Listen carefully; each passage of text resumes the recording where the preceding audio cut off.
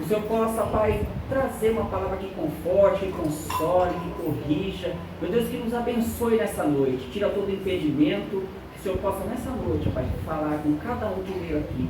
Em nome de Jesus. Amém. Glória a Deus. A oportunidade está com a semana pastora.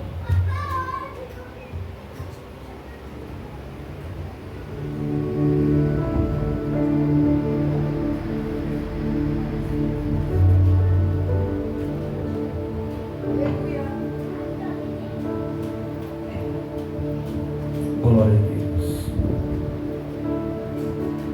Salve a igreja na paz do Senhor. Amém. Deus fiel na terra. Irmãos,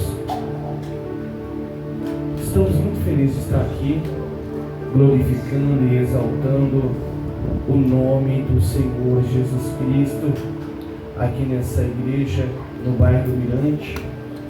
Mirante, um bairro abençoado. Já morei aqui há muito tempo atrás, na rua Serra do Jair, lá em cima, bênção pura. Meu pai também morou aqui um bom tempo e estou feliz de poder glorificar o Senhor no bairro onde eu cresci, porque isso também é promessa de Deus. Isso é promessa de Deus. Porque o Senhor, Ele faz a obra. O Senhor levanta, Ele nos honra na terra da nossa aflição. Quando José deu o nome a um dos seus filhos, ele chamou de Efraim, pelo fato de que Deus estava honrando na terra da sua aflição. E só Deus sabe o que eu passei aqui em Arujá e o que o Senhor também está fazendo no decorrência desses tempos. Estou muito feliz, como o pastor Sebastião falou. Nos conhecemos há pouco tempo, desde a última consagração que foi aqui, e fizemos uma amizade, conversamos da Bíblia, da teologia, e tenho aprendido demais. Agora está meio sumido das lives, não está mais presente, está trabalhando ali no centro industrial, mas é bênção pura. Só um pouco contato que tive, já fomos abençoados. Eu confesso em dizer que vai ser difícil pregar aqui hoje, na frente do mestre, mas a gente vai tentar aí dar uma pincelada aí, da honra e glória do Senhor. Me faço acompanhar da minha esposa. Estou muito feliz de conhecer as tias, né? A família grande aí. Só da parte do pai é 16, né? Meu Deus do céu. Isso é uma família abençoada. Se for contar cada tia, a gente desce na rua de baixo é um tio, na rua de cima é outro tio, na outra rua é mais tio. Então é uma benção, família enorme, né? Que Deus nos presenteou aí para a honra do Senhor. Irmãos, quero pedir a todos que abram as suas Bíblias no livro de Lucas, capítulo 18. Livro de Lucas, capítulo 18, a partir do versículo 35, a partir do versículo 35, uma passagem muito conhecida dos irmãos. Acredito que os irmãos já ouviam diversas vezes esse capítulo, mas nós sabemos que o Senhor sempre tem novidade para nos entregar por intermédio da sua palavra. Então você que puder, abra sua Bíblia no livro de Lucas 18, a partir do versículo 35, glória a Deus. O cego Bartimeu, que diz assim: quando chegava a Jericó, havia um cego sentado que mendigava à beira do caminho. Quando ouvindo passar a multidão, o cego perguntou de que se tratava. Disseram-lhe que Jesus, o Nazareno, ia passando. Então ele começou a gritar: desculpa, Jesus, filho de Davi, tem compaixão de mim. E os que iam à frente repreendiam-no para que se calasse. ele porém gritava ainda mais: Filho de Davi, tem compaixão de mim. Jesus então parou e mandou que o trouxesse. Ai, irmão, me perdoa. Se puder desligar, por favor, pastor, só até eu pregar, porque eu tenho um probleminha de sinusite, então já mistura um pouco, acaba atrapalhando. Só até a pregação para o conforto dos irmãos, tá, irmãos? Por favor, entendam a minha debilidade. Versículo 40 diz assim: Jesus então parou e mandou que o trouxessem. Quando ele chegou, Jesus lhe perguntou: Que queres que eu te faça? Ele respondeu: Senhor, que eu volte a ver, ou que eu torne a ver. Algumas traduções está assim: que eu torne a ver, que eu veja. Na Almeida corrigida fiel, a minha corrigida do século 21. E disse-lhe Jesus: Vê, a tua fé te salvou. Na mesma hora ele recuperou a visão e, glorificando a Deus, foi seguindo Jesus. E vendo isso, todo o povo dava glória a Deus. Amém? Amém, igreja? Glória a Deus. Irmãos, confesso que eu serei bem sucinto e objetivo diante dessa palavra,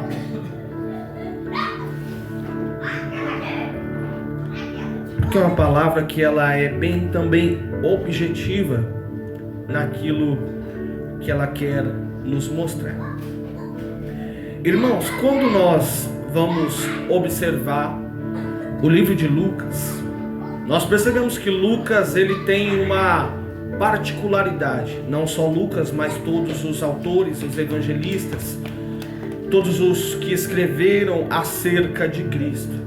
Nós observamos que existe uma perspectiva da escrita do livro de Mateus, do livro de Marcos, do livro de Lucas, mas que todos eles, dentro da sua escrita, querem exaltar o nome bendito do Senhor.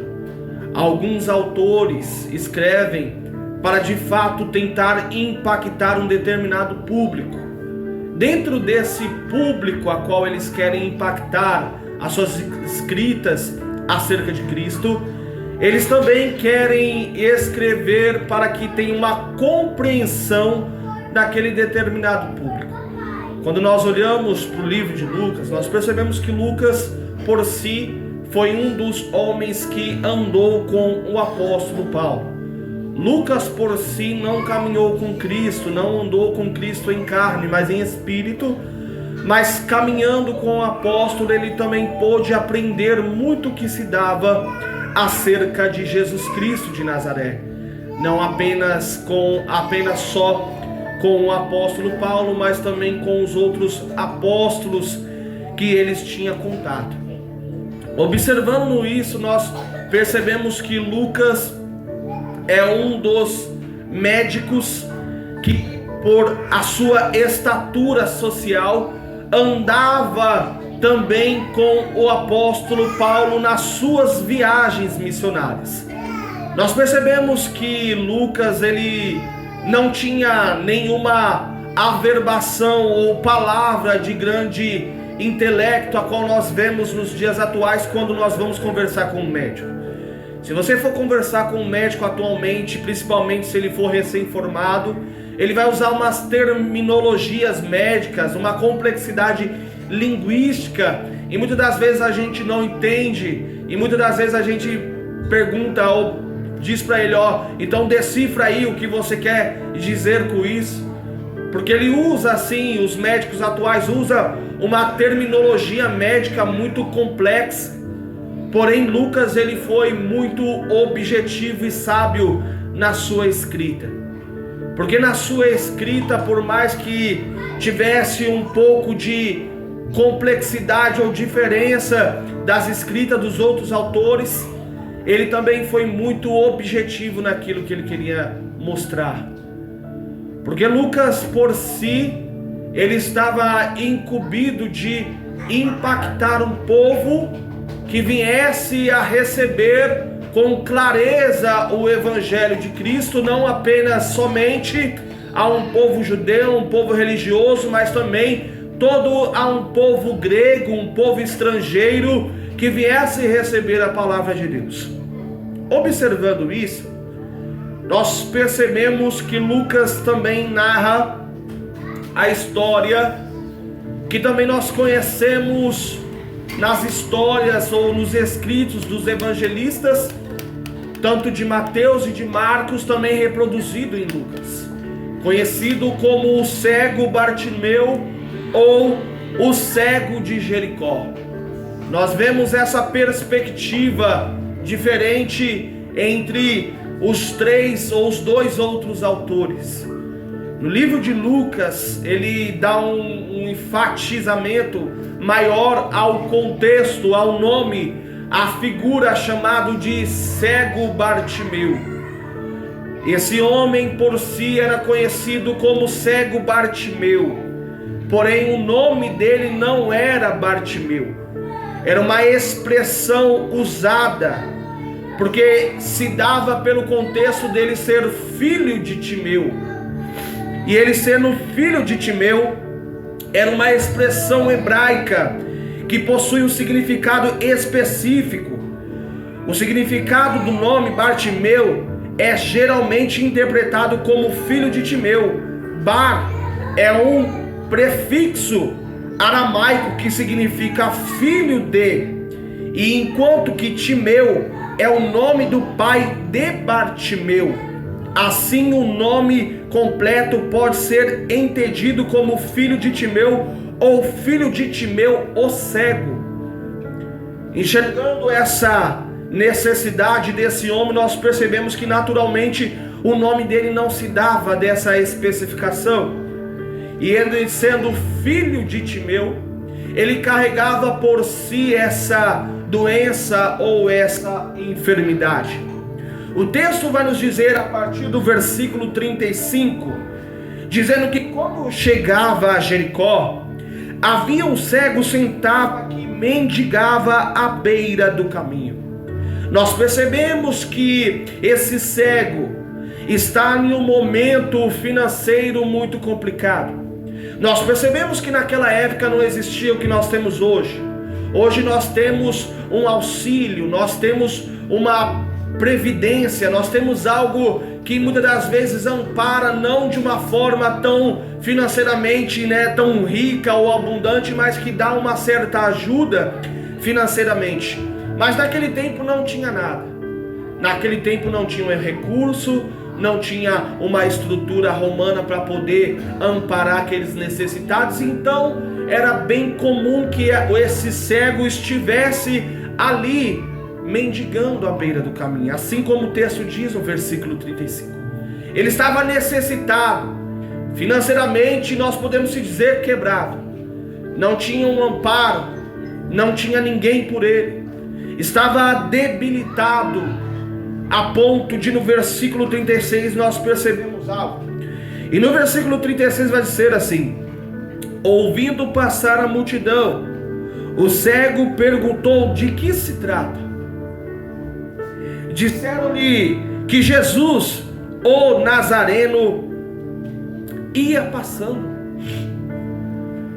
Então aquele cego, percebendo que estava tendo um alvoroço pelo fato de não enxergar, mas ouvir, ele percebe que um grande número de passos, uma movimentação muito grande está surgindo, e dentro dessa movimentação ele percebe que algo está acontecendo. Percebendo que algo está acontecendo, ele pergunta para alguém que está passando por ali, e nessa pergunta ele diz: o que é que está acontecendo? E alguém disse: é que Jesus, aleluia, de Nazaré está passando por aqui. Nós sabemos que a fama de Jesus era uma fama muito recorrente, ainda mais entre os necessitados e os doentes. Existia uma esperança muito grande no ministério de Jesus Cristo acerca de onde ele estivesse passando. Porque nós, quando conhecemos a Bíblia, nós sabemos que após Jesus sair do deserto, o texto nos mostra que o Espírito também soprou o nome de Jesus Cristo. E soprar o nome de Jesus Cristo é mostrar também, aleluia, que aonde Jesus passava, milagres aconteciam. Para onde Jesus passava, alguma coisa acontecia. Uma renovação, uma transformação, uma justificação, uma cura, um milagre. Assim como também aconteceu na vida daquela mulher adúltera. Jesus justificou o seu pecado. Por onde Jesus passava, existia justificação, existia cura, existia milagre. Assim como Jesus está aqui nessa noite, aleluia. Jesus está aqui nessa noite para te justificar. Jesus está aqui nessa noite para te curar. Jesus está aqui nessa noite para fazer infinitamente mais do que pensamos ou o que imaginamos, aleluia. Porque Deus é fiel. Por mais que os homens ou a circunstância nos abandona, todavia Deus permanece fiel, aleluia. E quando nós lemos o versículo 39, diz assim: e os que iam à frente repreendiam, melhor dizendo, versículo 38 diz assim: então ele começou a gritar: Jesus, filho de Davi, tem compaixão de mim. Então aquele cego, sabendo o alvoroço, percebendo aquela movimentação, perguntando para alguém que estava próximo o que estivesse acontecendo, eles informando aquele cego acerca do que estava acontecendo, dizendo para ele que Jesus estava passando por ali, ele começou a gritar, ele começou a clamar, ele começou a tentar chamar a atenção de Jesus. Irmãos, clamar, irmãos, gritar, irmãos, se expressar diante de Deus de uma forma, aleluia, mais expressiva, demonstra que nós precisamos do socorro do Senhor. Muitas das vezes, aleluia, estamos na casa de Deus, estamos diante da presença de Deus, e nós precisamos fazer como esse cego, clamar. Não que Jesus seja surdo, não que Jesus não ouça a nossa petição e a nossa oração, mas que muitas das vezes Deus quer ver as nossas expressões diante dele, se são expressões verdadeiras. Porque muitas das vezes entramos na igreja no automático, muitas das vezes estamos na casa do Senhor no automático. É aquela oração, aleluia, modelo, a oração do Pai Nosso. Dobramos o nosso joelho, oramos 5 minutos, achamos que é o suficiente, achamos que é grandes coisas, às vezes até ficamos impressionados com isso, mas Deus está dizendo, muitas das vezes é necessário clamar, muitas das vezes é necessário gritar, muitas das vezes é necessário chamar a atenção de Deus. Não que Deus não esteja nos vendo, não que Deus não esteja nos ouvindo, mas muitas das vezes Deus, sabendo como aquele cego estava se expressando, era uma expressão verdadeira, não era mais aquela expressão mecânica, não era mais aquela expressão, aleluia, religiosa, não era mais uma expressão manipulada, não era mais uma expressão robotizada, era uma expressão sincera que Jesus Cristo estava vendo. Muitas das vezes o que Deus mais quer encontrar em um culto é um sentimento sincero. Porque muitas das vezes entramos no culto e já não sentimos mais aquele sentimento do verdadeiro amor. aquele sentimento verdadeiro que não importasse a distância da igreja, não importava a hora que o culto acabava, não importava aonde ou como seria que aconteceria, mas nós estávamos lá levantando a mão com sinceridade, pedindo ao Senhor para que tivesse misericórdia. Era um sentimento muito forte. Eu lembro que quando eu estava no primeiro amor, eu congregava numa igreja lá no Brás. E eu, novo ali ainda, não que eu seja velho, mas ainda sou novo, mas mais novo ainda na época, eu não conseguia medir a distância de ir para lá, pastor Sebastião. Eu ia de ônibus, levava 1h20 para ir, ainda tinha um trajeto a pé, que eu ia mais uns 20 minutos andando. Eu gostava de ir naquela igreja, mas eu não conseguia medir distância para dizer, é no Brás, congrega em alguma igreja em Arujá. Claro que eu teria sim a possibilidade de congregar em qualquer igreja, mas o amor era tão grande, eu gostava daquela igreja, que eu não medi esforços nenhum. Era 1h20 dentro do ônibus, muitas das vezes em trânsito, muitas das vezes em situações.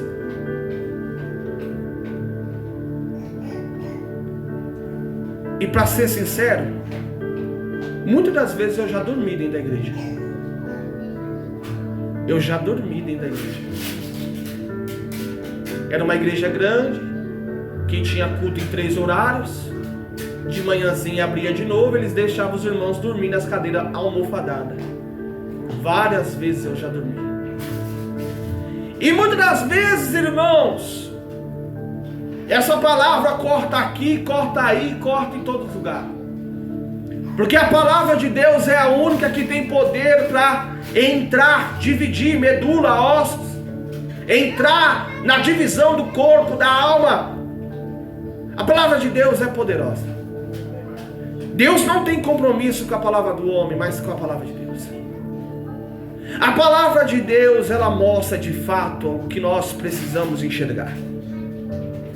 E muitas das vezes não enxergamos, precisamos de um profeta, de um pregador.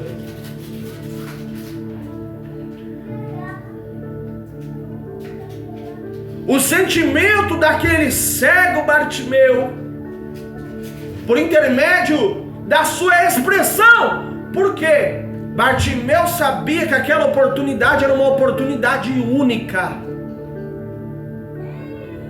Era uma oportunidade única.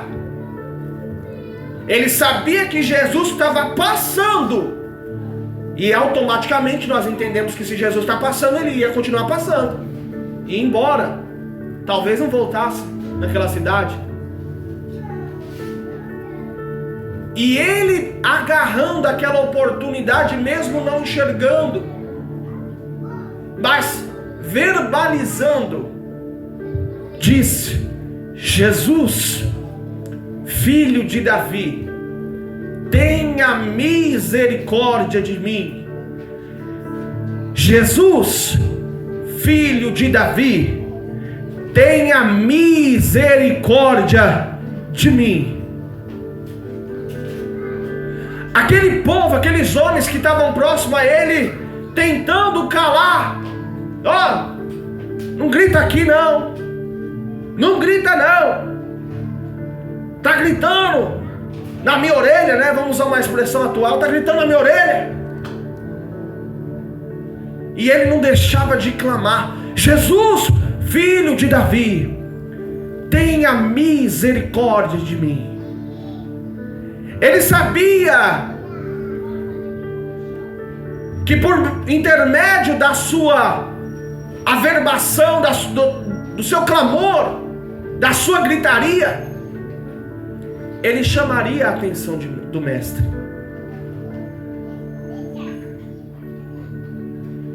Mas além dele chamar a atenção do mestre, ele também reconheceu, mesmo não enxergando, que o Senhor era o mestre.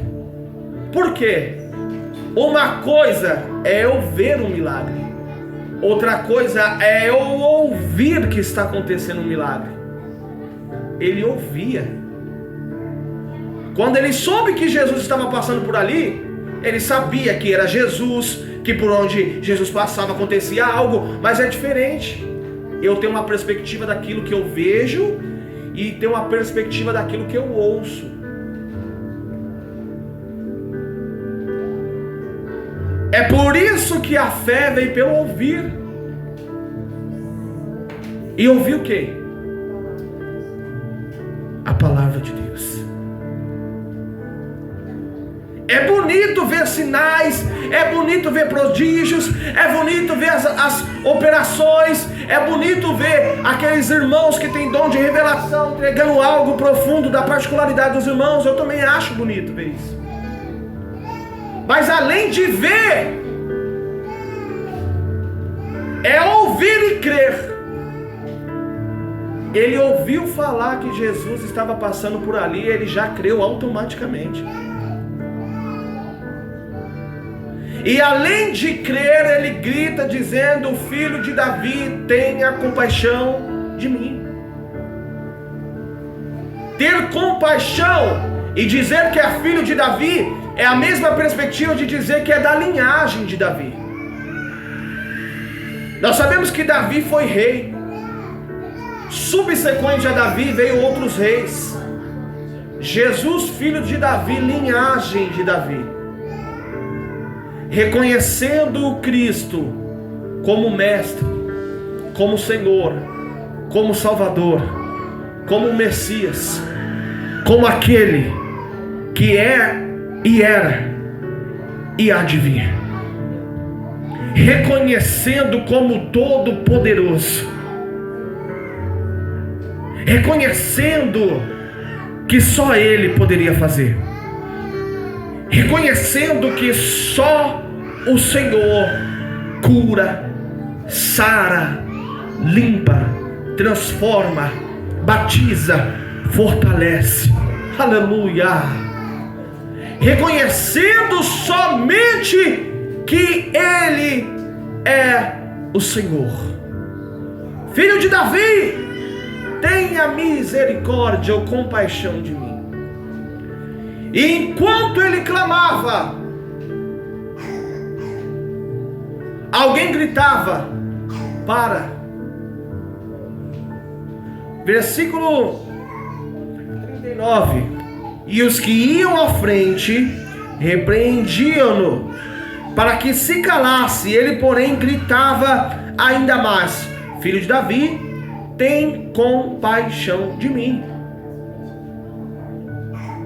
Está aqui um segredo do clamor: é não parar. Porque a circunstância, os problemas, as causas, os medos, as situações vão querer muitas das vezes nos calar. Olhar para esses homens que estavam à frente dele, porque o texto diz que eles estavam à frente. Eles estavam muito mais destacados na corrida para chegar ao mestre. Mas chegar ao mestre correndo é diferente de chegar com sinceridade.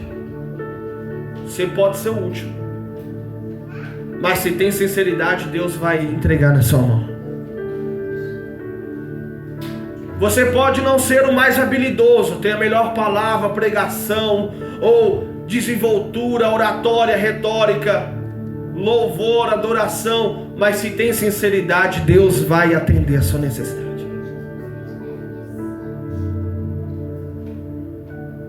Eles estavam à frente, e além de estar à frente, ainda gritava com quem estava atrás. Tem pessoa que muitas das vezes está se encontrando à frente, tendo situações privilegiadas, e ainda quer calar aquele que se expressa em sinceridade. Não porque não é assim que faz, não porque isso, não porque aquilo, porque só eu que sei fazer, não porque eu faço. Em referência a isso, muitas das vezes nós temos que ter muita humildade.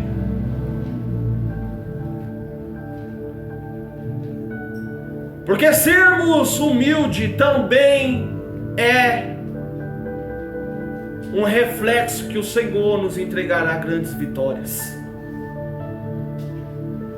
Deus resiste aos soberbos e dá graça aos humildes. É assim que o texto diz.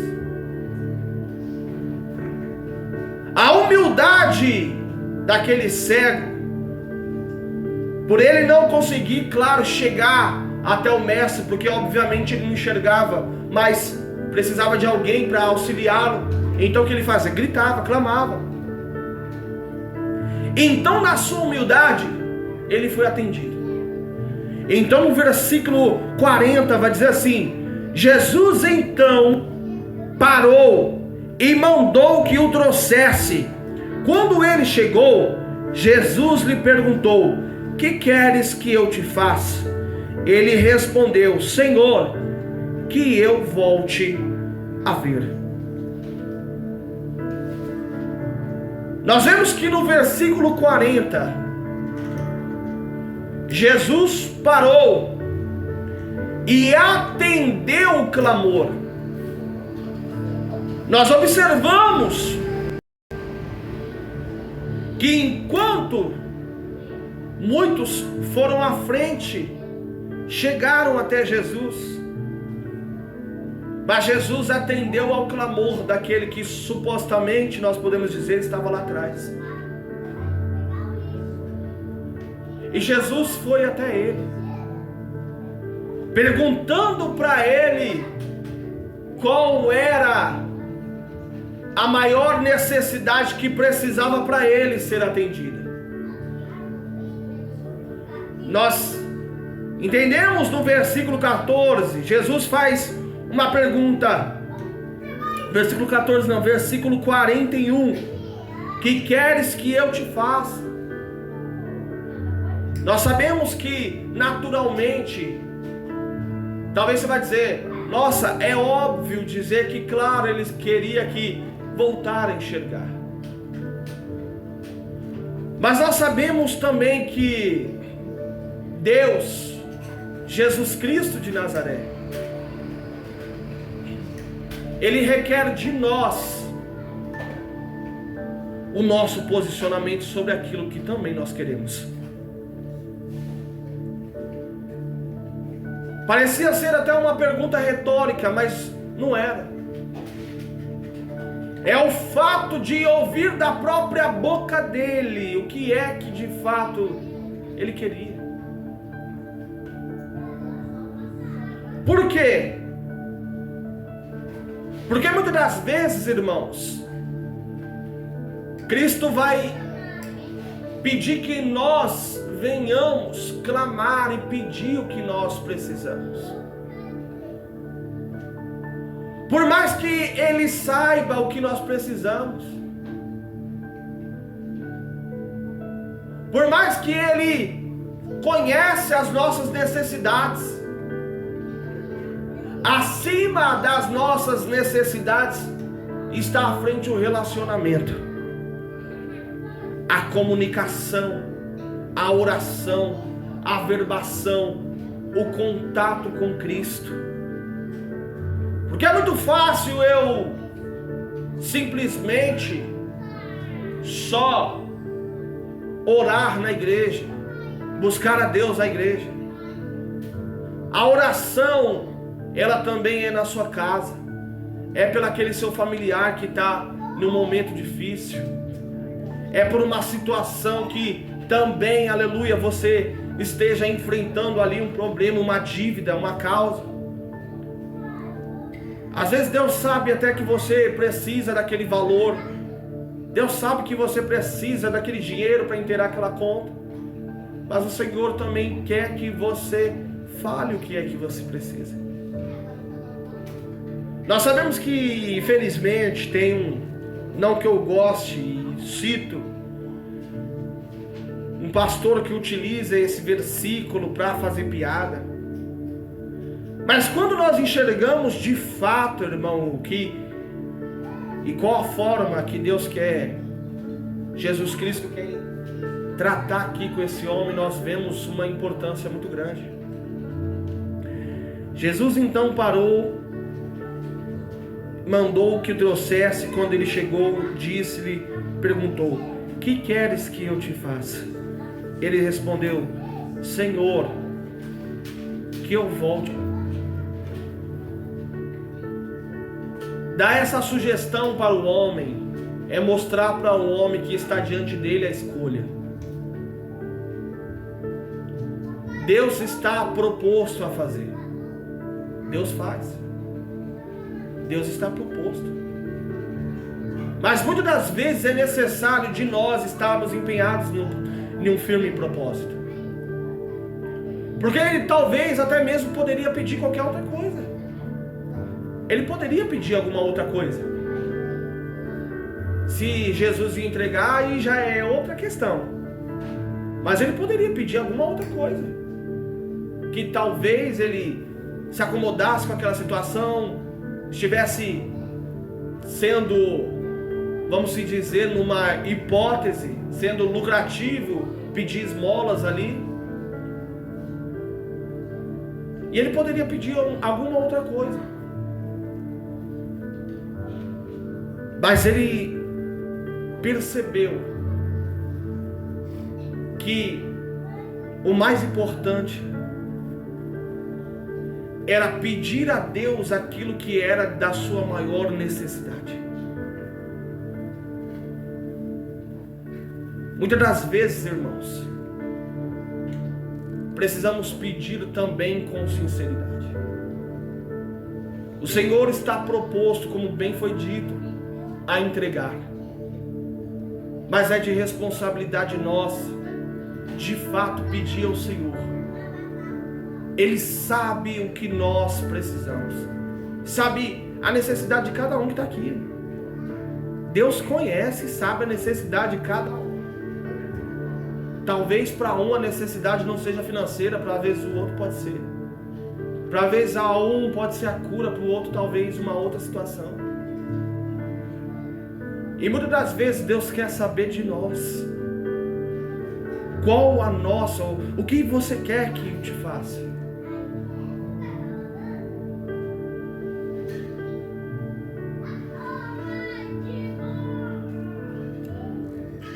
Nós vemos que com uma proximidade na escrita, na fala de Jesus,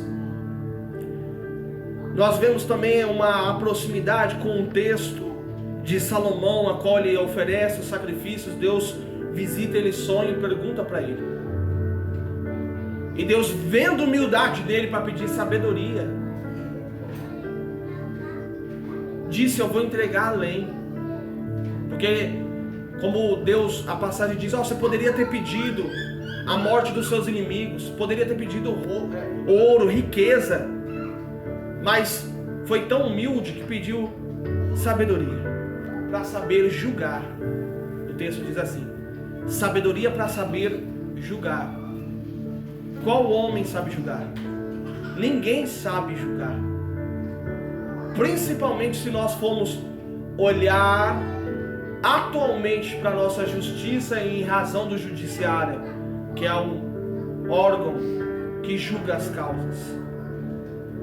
Nós vemos que, não fazendo crítica ou nada do tipo, nós vemos uma fraqueza em meio à lei.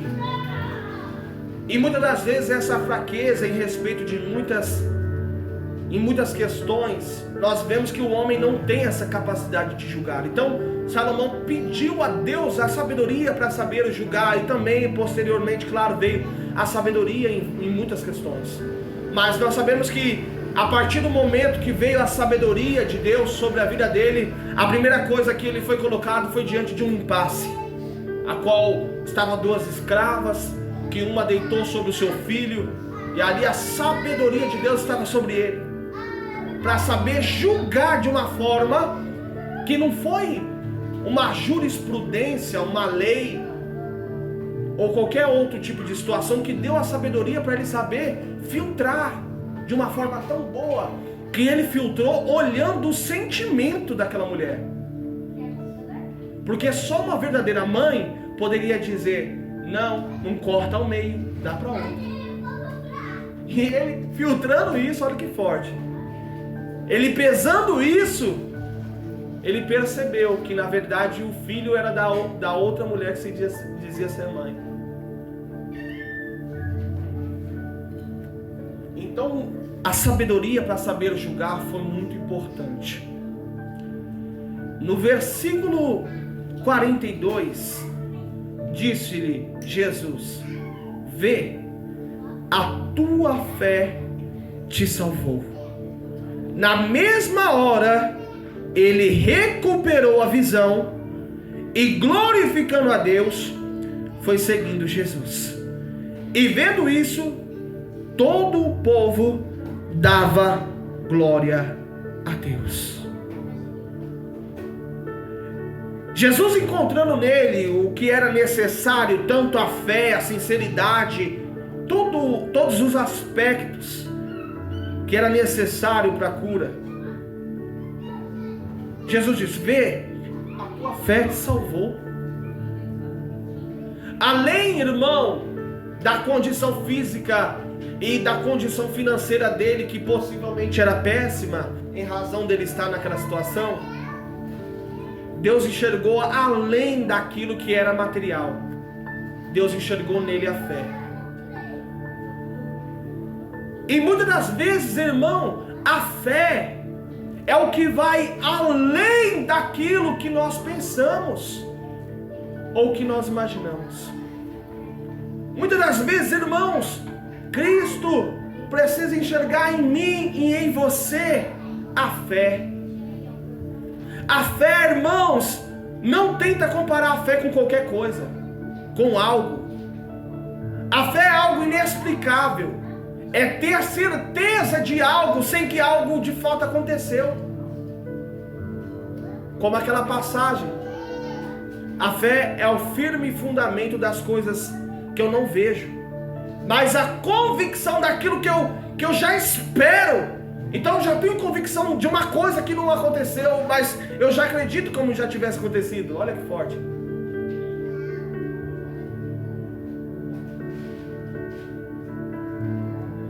Ele não era um homem para ter visão física igual nós temos. A minha já não é muito boa por conta do óculos que eu uso.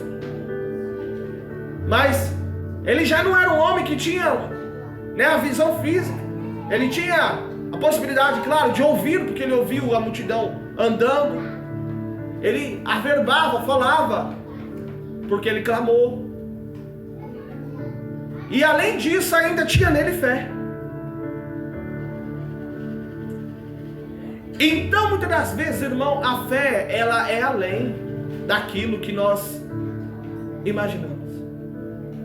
A fé, irmão, não tenta colocar a fé em qualquer patamar de qualquer coisa que você imagine.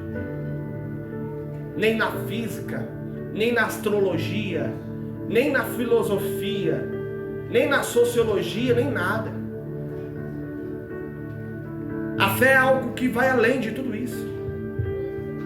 Nós temos a convicção que Jesus andou por cima das águas. Nós só podemos compreender esse texto por intermédio da fé, porque é além da física. A água, irmãos, bate na mão, escorre, desce.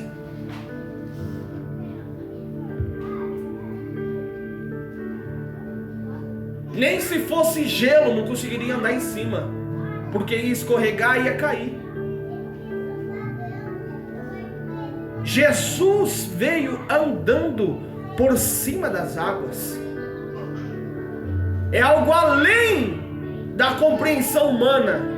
É por isso que muitas das vezes tem ateu, tem filósofo que não acredita na Bíblia por conta desse tipo de versículo, de capítulo e de histórias. Na verdade, se nós formos pegar desde o começo até o fim, eles não vão acreditar. E não acreditam, zombam, falam mal. dizem que a Bíblia é uma história, né, fictícia, que nós somos pessoas que acreditamos em coisas loucas, porque é uma coisa que não é explicável. Não tem como explicar um homem andando por cima das águas. Nós compreendemos hoje que, claro, Jesus não era só homem, mas era também Deus, e existia todo o poder que estava nele, dado por Deus Pai, e o Filho é glorificado no Pai, e o Filho também está no Pai. Nós entendemos isso. Mas olharmos para esse texto e imaginarmos, muita pessoa quando vai pregar e diz lá, porque Pedro foi um incrédulo, bate Pedro, mas aí me veio a questão, né? Será que se fosse nós, será que fosse qualquer um de nós, será que a expressão ia ser diferente da de Pedro, de dizer que é um fantasma, que era, né, um fantasma, que era alguma coisa que ele não entendia do que se tratava por cima das águas? Talvez muitos de nós teríamos a mesma reação, porque a fé não tem explicação. A fé é acreditar. Acredite. Acredite. Deus pode entrar na sua situação. Deus pode entrar nessa sua causa. Deus pode curar. Deus pode fazer grandes obras, grandes coisas. Deus pode te entregar aquilo que é necessário. Deus pode resgatar o seu filho, o seu marido. Deus pode. Aleluia. Deus pode. Apenas acredite, irmão. Apenas acredite, porque o Senhor é poderoso. Tenha fé. Seja cheio de fé hoje. Tenha fé. Aleluia. Tenha fé, irmãos. Mediante essa situação, mediante esse problema, mediante a essa causa que você quer alcançar, tem coisas que muitas das vezes parecem impossível diante dos seus olhos. Parece ser impossível diante de ti. Mas tenha fé, irmão. Deus pode te entregar. Deus pode te entregar, sim, a casa própria. Deus pode te entregar, sim, um carro novo. Deus pode sim te entregar uma cura. Deus pode sim resgatar aquele seu filho, aquele marido, aquela mulher, a sua mãe, seja quem for. Deus pode fazer sim, irmãos. Tenha fé. Tenha fé. Somente faça como aquele cego, clame, Senhor, atenda a minha causa. Tenha compaixão, misericórdia. Irmãos, compaixão, misericórdia. Você acha que Deus não vai atender, não vai nos entender, não vai, aleluia, intervir sobre a nossa causa? Vai. Só basta clamarmos. Aleluia. Clame ao Senhor. No versículo 43 diz: na mesma hora ele recuperou a visão e, glorificando a Deus, foi seguindo Jesus. E vendo isso, todo o povo dava glória a Deus. Aquele milagre, ele foi imediato. Cristo curou ali de forma imediata. Na mesma hora, ele recuperou a visão. Então nós vemos que foi um milagre instantâneo. Não foi dar um abraço, manda embora e pede para voltar depois de 7 dias. Foi instantâneo. Foi um milagre instantâneo. E além de acontecer o milagre, ele ainda se compadeceu e começou a seguir Jesus. Abandonou aquele posto, aquele ponto, aquele lugar e começou a seguir Jesus. Nós somos curados para a glória de Jesus. O Senhor entra na nossa causa para a glória de Jesus. O que o Senhor fará e fizer por você é para a glória dele.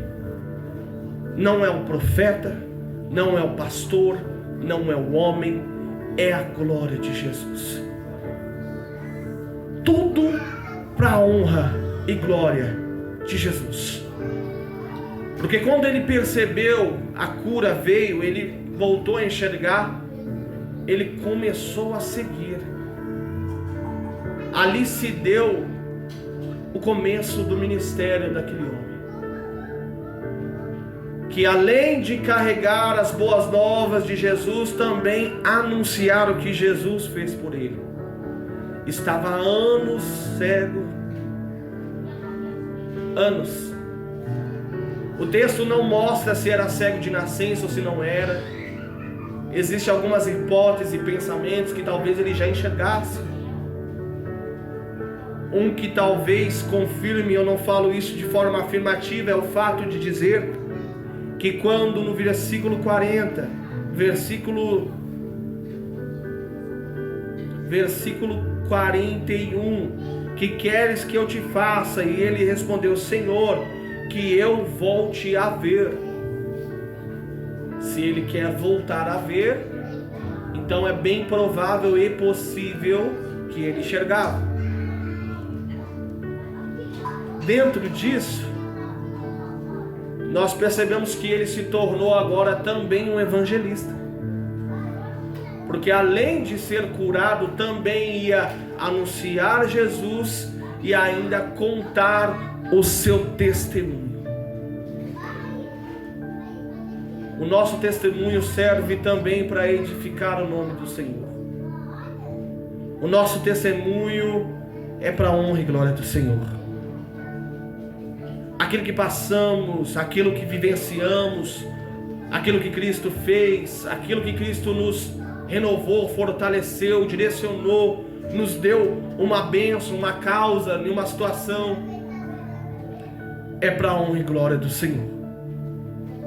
Porque o Senhor faz, o Senhor opera. Apenas creia que o Senhor continuará fazendo grandes coisas a favor das vossas vidas, em nome de Jesus. Amém. Irmãos, eu não quero me estender muito, e até que eu acho que eu até passei, né? Era 9 horas? Meu Deus, não quero me estender muito, passei 5 minutos. Olha aí que coisa linda, hein? E eu achando, pastor, que só tinha passado 15 minutos. Acho que essa é uma das qualidades do pregador, né? Que ele começa a falar, ele acha que não vai conseguir falar 30, 40, né? Muitas das vezes tem um pregador que fala: eu não consigo pregar 1 hora. Aí você dá o microfone na mão do cara, do abençoado, né? Fala 1 hora, 1 hora e meia, com tranquilidade, e muitas das vezes é uma repulsa interna, é um nervosismo, mas ali que Deus vai na hora dando, né, as suas revelações, os teus propósitos ali. E aqui eu quero agradecer a oportunidade. Amém, irmãos? Quero agradecer em nome do Senhor Jesus Cristo, que está passando ao dirigente do culto, pastor Sebastião, que as palmas engrandecem o nome do Senhor.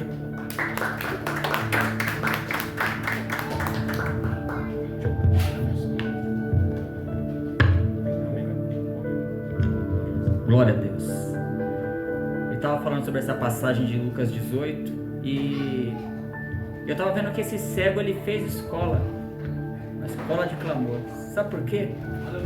O texto que o pastor Andrew mostrou para nós vimos que quando Jesus estava chegando em Jericó, quem estava lá?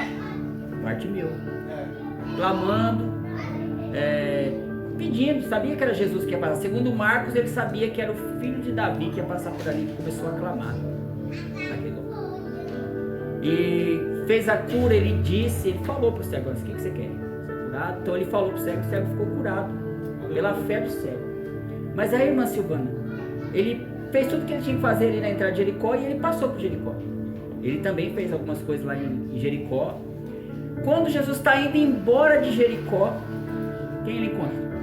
Segundo Mateus capítulo 20 e o versículo 29, tem mais 2 cegos do outro lado da cidade, porque a notícia já tinha se espalhado. Ele sai de Jericó, mais 2 cegos. Jesus, filho de Davi, tem misericórdia de nós também. Tinha mais 2 cegos esperando ele lá fora. Glória a Deus. E aí Jesus faz a mesma pergunta: o que vocês querem que eu te faça? A gente quer ver, porque já curou o Bartimeu lá do outro lado, a gente quer ver agora ser curado também. Aleluia. E aí o texto de Mateus fala diferente do que esse de Lucas que você leu. Diz que Jesus, cheio de compaixão, fala: seja curado. Esse homem não tinha tanta fé quanto Bartimeu tinha, porque Bartimeu só falou e Jesus falou para ele curado. Esse texto diz que Jesus tocou nos olhos. Era a escola do Bartimeu. Bartimeu fez uma escola de clamor. Clamou na entrada e tinha mais 2 lá na saída. Já talvez vocês eram discípulos dele, mas tinha mais 2 homens clamando na saída de Jericó. E aconteceu o mesmo com ele. A única diferença é que Jesus toca os olhos dele e eles saem curados também. Ou seja, o clamor ele é contagioso. Quando um começa a clamar, outras pessoas se sentem também motivadas a estar clamando no nome de Jesus. Nessa noite nós vamos fazer um período de oração. O clamor não é a quantidade de clamor. Nós estamos clamando aqui até amanhã, não é? Ou clamar 3 dias seguidos, não é assim que funciona. O clamor é como a oração de Elias. Ele precisou falar com Deus e foram alguns segundos de oração e Deus operou aquilo. O clamor, a intensidade do clamor é a intensidade do coração que está desejando. O salmista, no texto que nós temos que ensinar, a minha angústia, angustiado, ele clamou a Deus. E Deus ouviu lá do dele, ele imaginava um Deus distante, Deus ouviu lá do trono dele. Glória a Deus. A oração dele. Mas antes disso, quero chamar o pastor aqui de novo, porque tem um presente para ele. Eita glória. Está aqui guardadinho. Nós temos aqui de estar certificando os nossos pregadores, o pastor Henrique.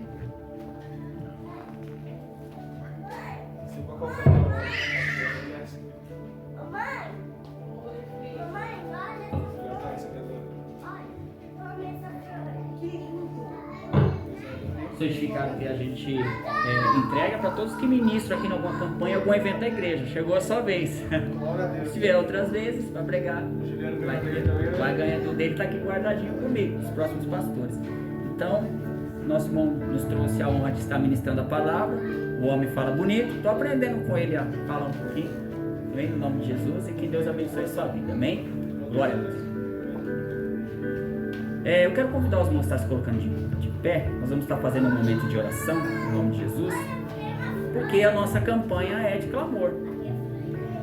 E eu sei que você tem a sua oração, você tem o seu pedido. Nós costumamos aqui na Igreja Batista, pastor Enzo, a perguntar para cada pessoa o que ela gostaria, pelo que nós orássemos por ela.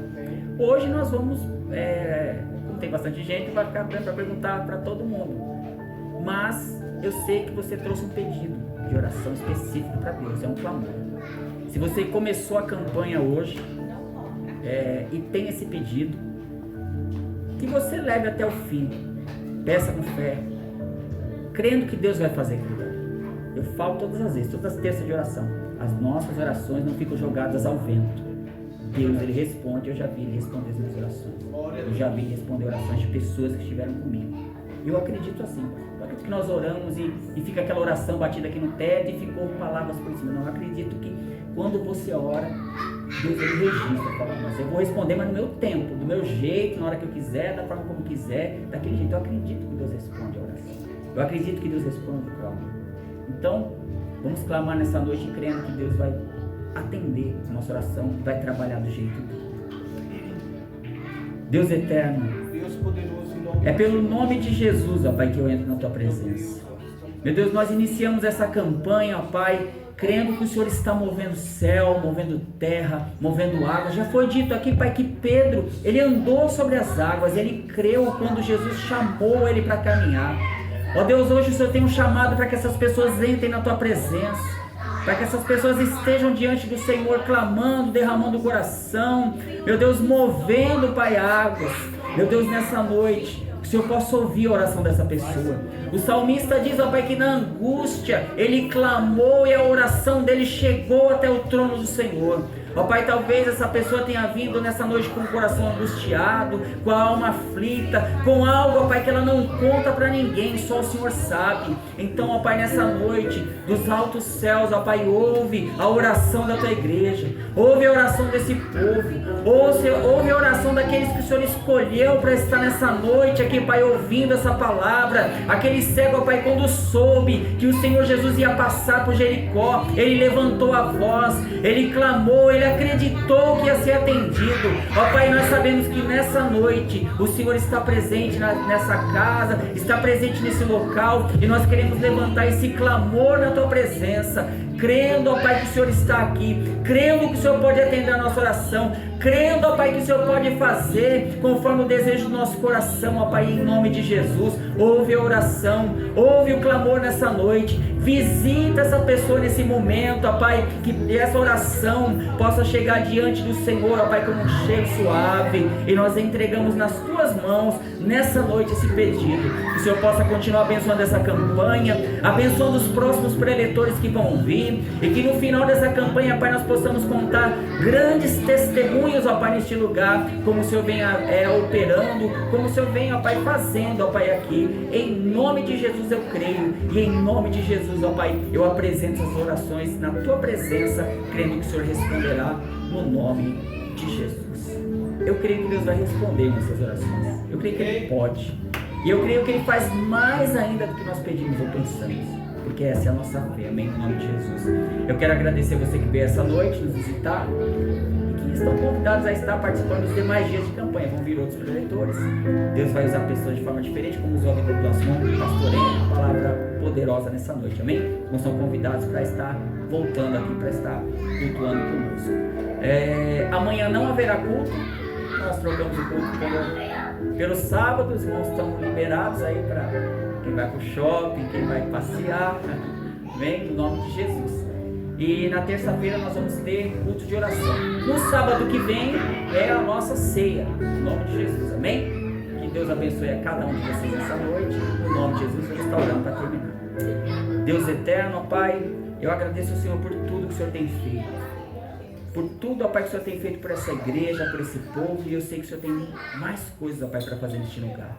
Que agora o Senhor possa levar essas pessoas em segurança, que o Senhor possa abençoar cada um, dá esse resto de fim de semana de paz, de tranquilidade, e que essa semana que vai entrar, ó Pai, o Senhor possa estar com essas pessoas, guardando, livrando e abençoando, ó Pai. Leva-nos em segurança, é o que nós pedimos e te agradecemos em nome de Jesus. Estenda suas mãos, que o grande amor de Deus, a graça e a paz do nosso Senhor e Salvador Jesus Cristo, e a comunhão com o Espírito Santo esteja conosco permaneça, e todos digam amém. Está terminado em nome de Jesus. Amém? As palmas para você.